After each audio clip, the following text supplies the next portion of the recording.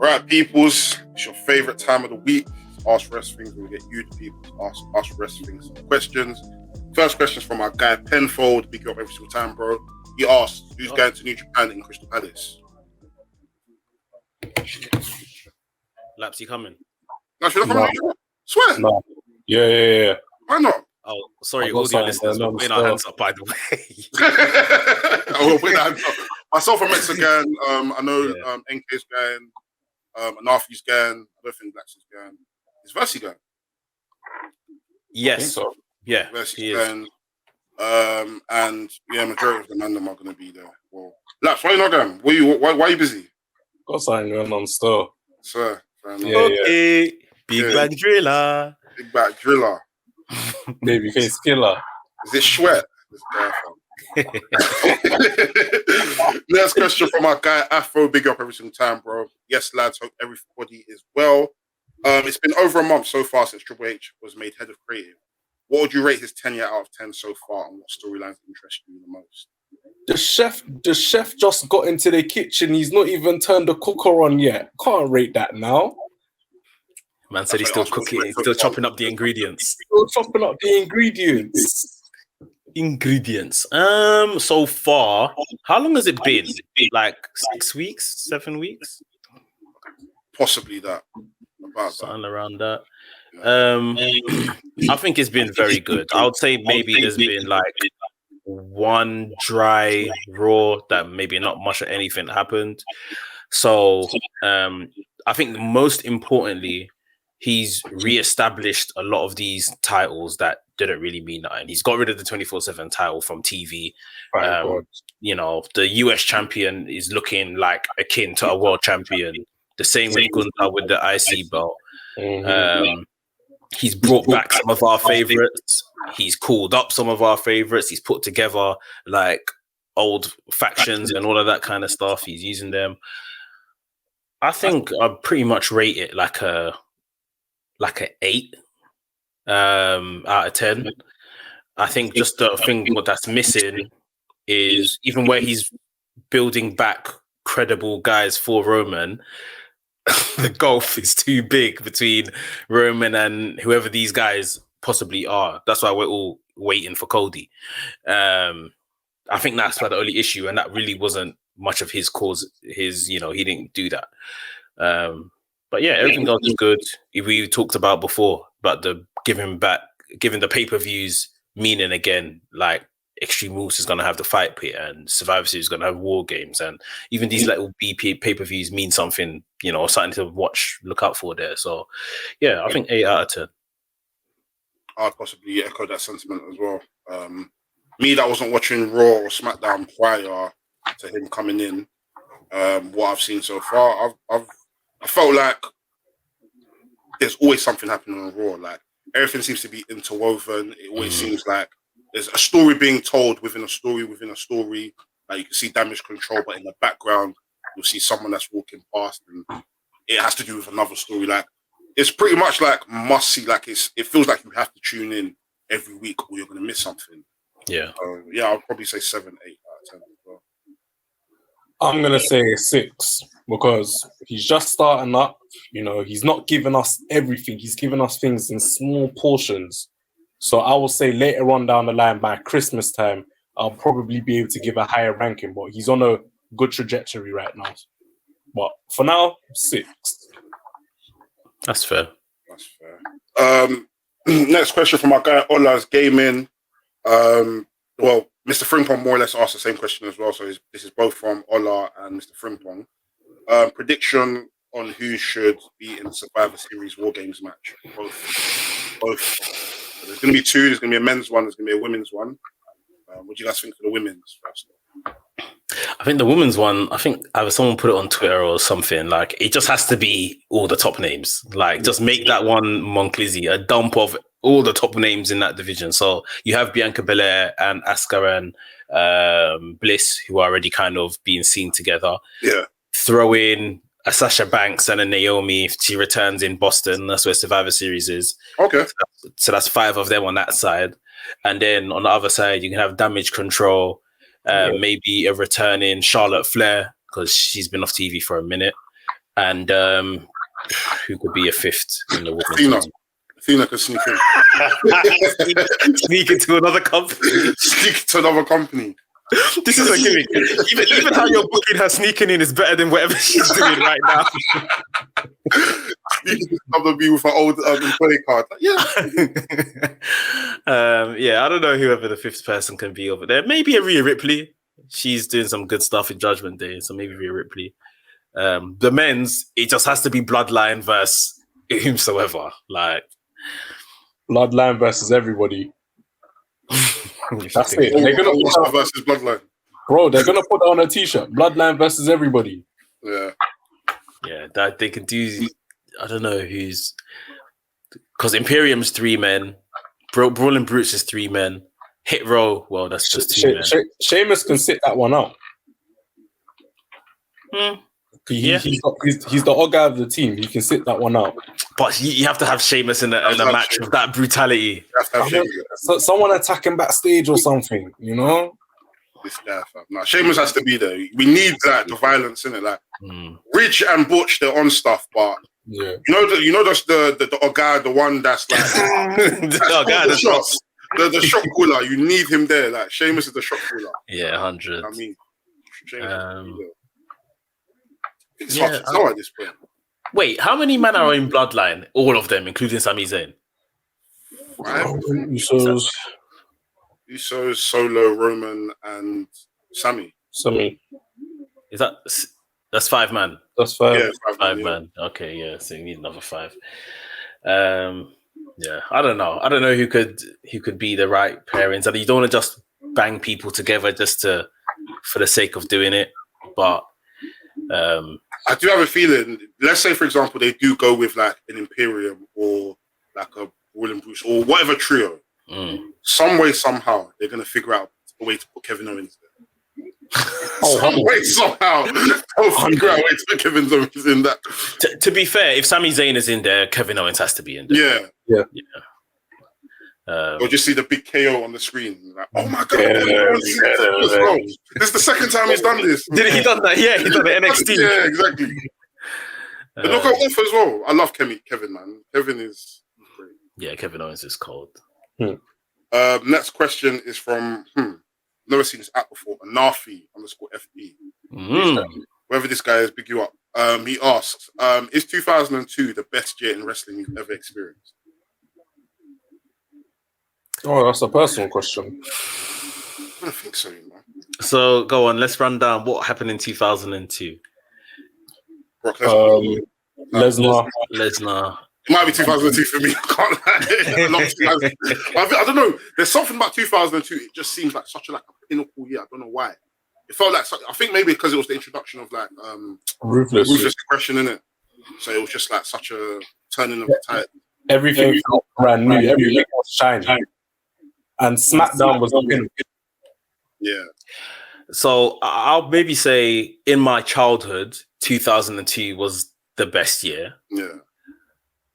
As an adult, I can't pin the year down, but maybe somewhere between 2016 and 2018. Yeah.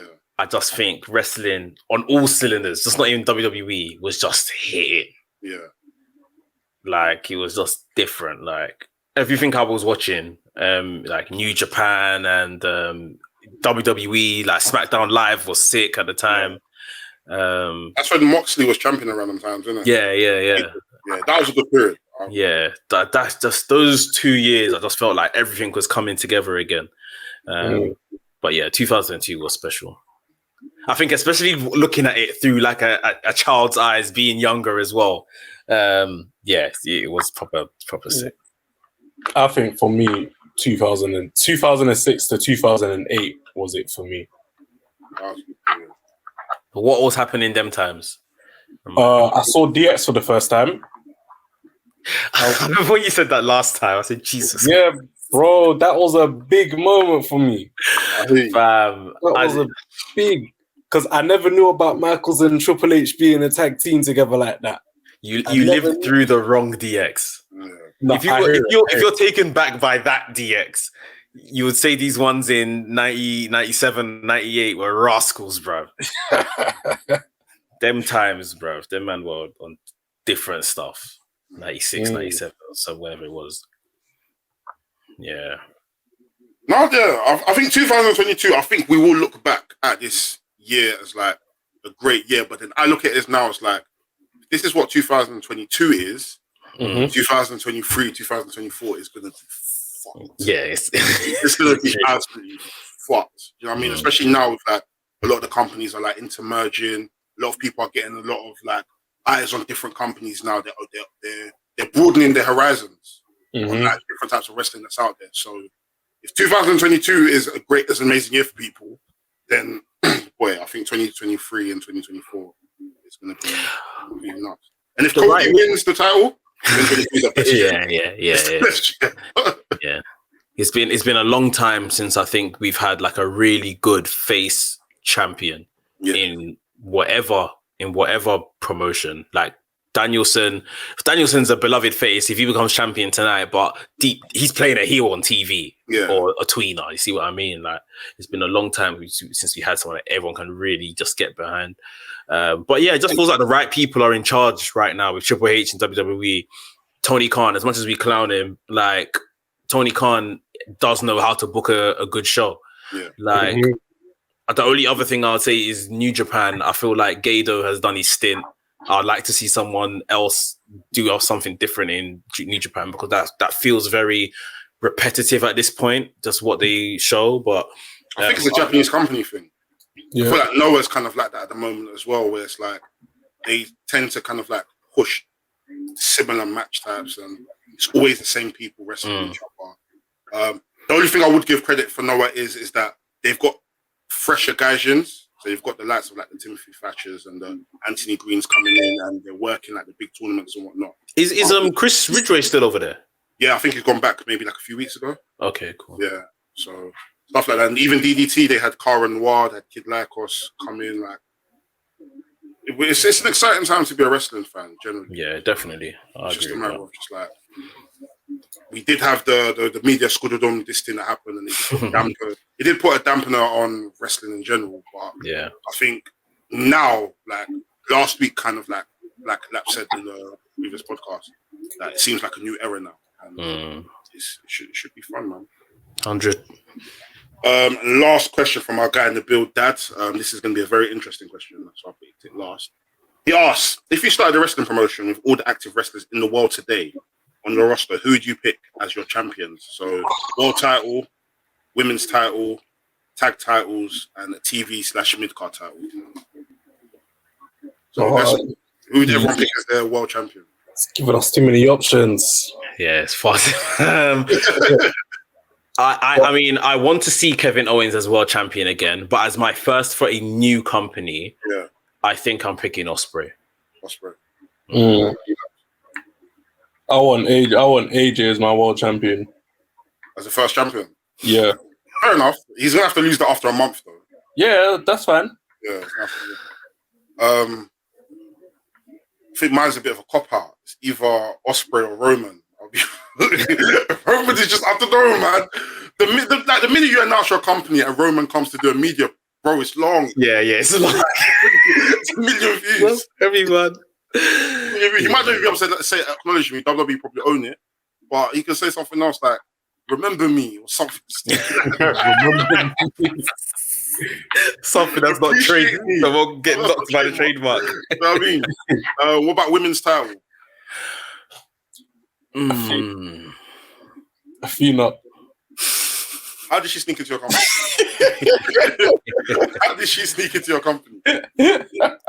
That would be a shout. That okay, I'll take back. Maybe I think it didn't trick us because I can't lie. The tag match on AEW I enjoyed it. With, was it Toni Storm, Athena, and Serena Deeb and Britt Baker? I enjoyed that match a lot. Yeah, it was good. Athena was wrestling her ass off. Yeah. But maybe she semi-tricked us. It seems to be back in her stride now. I think I would take Bianca Belair, but as a heel. Yeah. Like NXT Bianca Belair heel with the title. That would be sick. What about you, Laps? Athena, bro. Oh, you was actually being serious? Dead serious, fam. No, explain though. Explain. Oh, because I need someone to beat her, innit? Oh, this is your first champion. This is your first champion. Yo, you just see me while low live. Just, I just said it. I didn't think of it. I mean, it wouldn't be a bad choice, but I mean, it has to be justified. Like, Yeah, she could definitely wrestle. Put on good matches. She's good.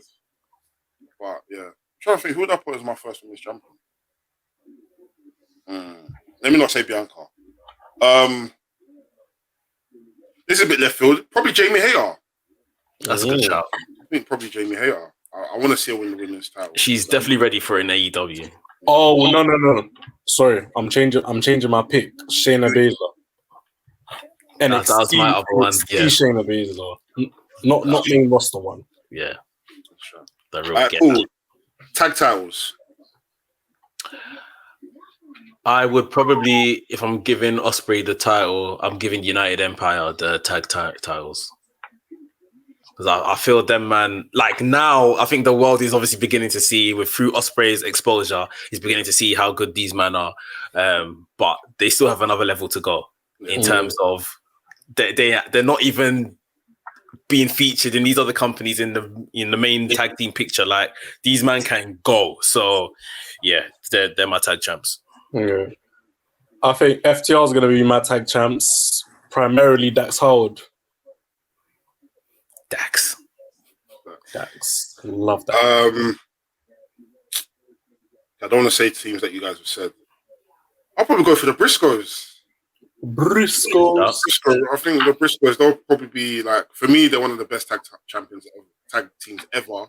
They'll be a good team to kind of set off, and then they just lose to another Monclizzy team. Like, the Usos or Swerving Our Glory or something like that. Yeah. You know what I mean? And lastly, mid-card title. Ooh. So who have I got? Osprey, Bella.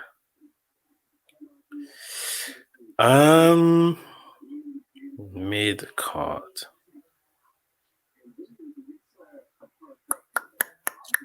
Fuck it. Jungle Boy. Jack Perry, not as Jungle Boy, but he wouldn't be my champion, but that's a shout. He's good, but I wouldn't put him. He wouldn't be my mid-card champion. He'll be champion. He needs to be a fighting champion. I would take Carmelo Hayes. Mm-hmm. That guy, I think he's outgrowing NXT, man. But yeah, I think he's the guy for me. I think I've got two picks. I think one of my first pick is obvious. Buddy Murphy. Oh yeah, of course. But the mid-card title is the workers' belt, innit? That's the belt where it's like, guaranteed bangers. People will flog me because I didn't put him as my world champion. I'll probably give it to Kenny. I'll be real. Omega. Yeah. I hear it. Omega is a mid-card champion. Like, remember when he had his IC title run and his US title run? Yeah. I hear it. That IC title run was pure bangers. Dumb. Doesn't even make sense. Yeah. Either Buddy or... Yeah, let me stick with Buddy for now. Kenny can beat him. Buddy Murphy.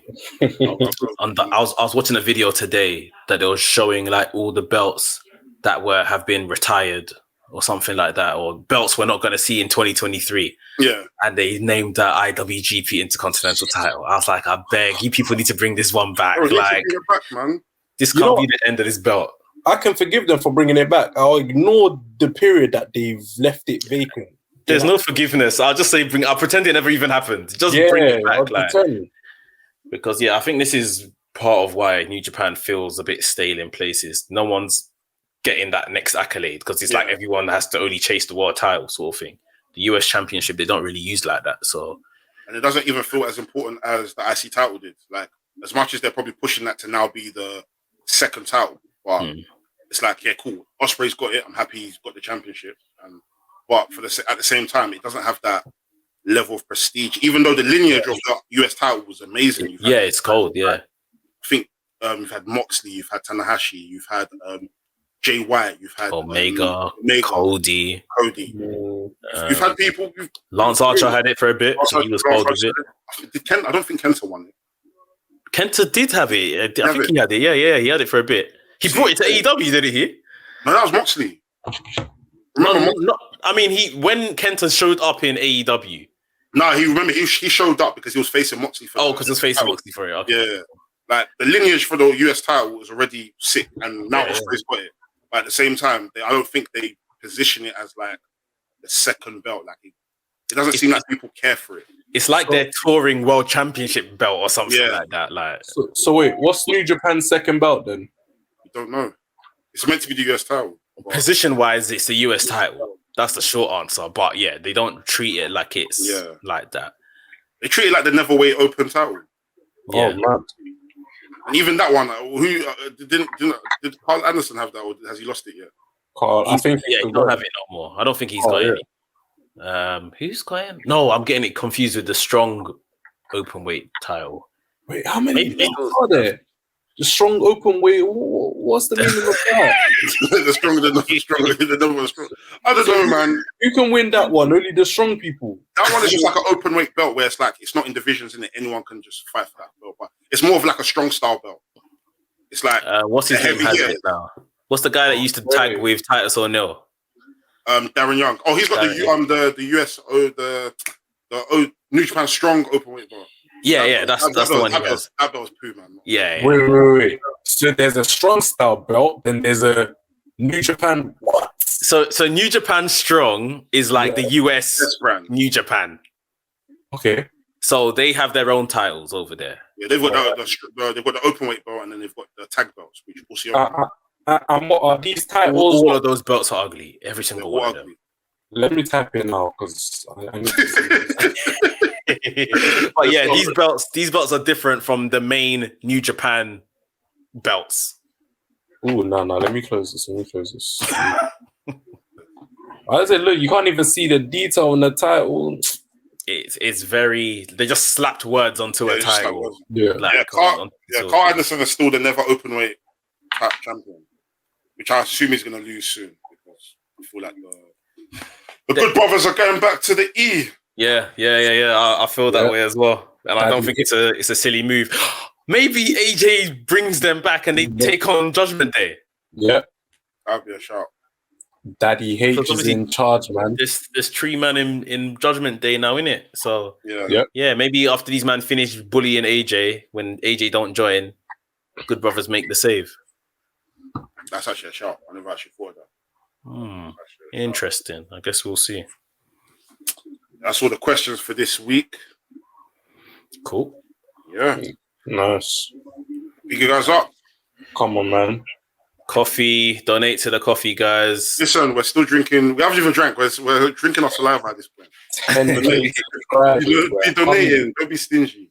We're hungry. 10K subscribers. We need that. That is it. Good stuff. But yeah, Mex signing out. Oh boy. Laps signed out. Peace.